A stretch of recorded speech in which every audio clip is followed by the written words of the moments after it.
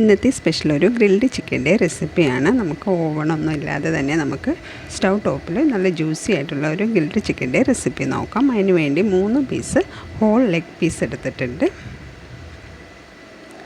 ഇനി അതിലേക്ക് ഒരു വലിയ ലെമണിൻ്റെ ജ്യൂസും ആവശ്യത്തിനുള്ള ഉപ്പും കൂടെ ചേർത്ത് നന്നായിട്ടൊന്ന് തിരുമ്മി പിടിപ്പിക്കണം.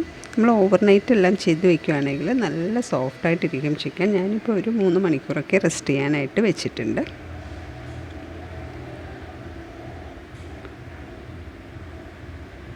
നന്നായി തിരുമ്മി പിടിപ്പിച്ച ശേഷം നമുക്കൊരു 3 മണിക്കൂർ റെസ്റ്റ് ചെയ്യാനായിട്ടൊന്ന് മാറ്റി വയ്ക്കാം.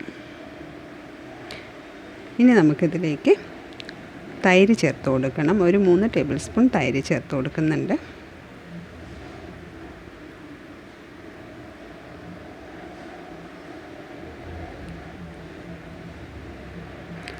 അതിനുശേഷം നമുക്ക് എരിവിനനുസരിച്ചുള്ള മുളക് പൊടി, ഇഞ്ചി വെളുത്തുള്ളി പേസ്റ്റ്,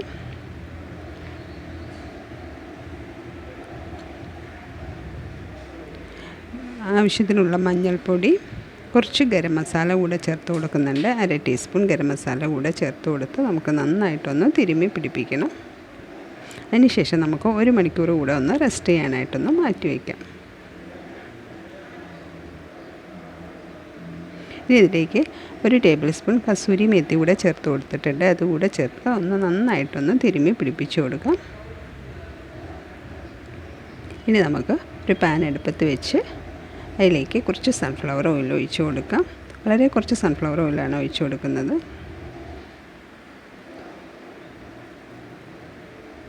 ഇനി അതിലേക്ക് നമുക്ക് ചിക്കൻ വെച്ച് കൊടുത്ത് നന്നായിട്ടൊന്ന് ഗ്രില്ല് ചെയ്തെടുക്കാം.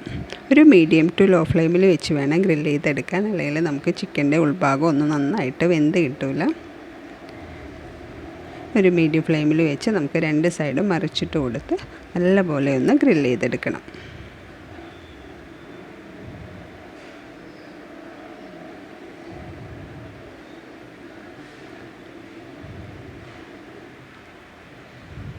ഇപ്പോൾ ഒരു സൈഡ് അത്യാവശ്യം ചെറുതായി കുക്ക് ചെയ്ത് വന്നിട്ടുണ്ട്. ഇനി നമുക്ക് കുറച്ചുകൂടെ ഒന്ന് വേവിച്ചെടുക്കാം.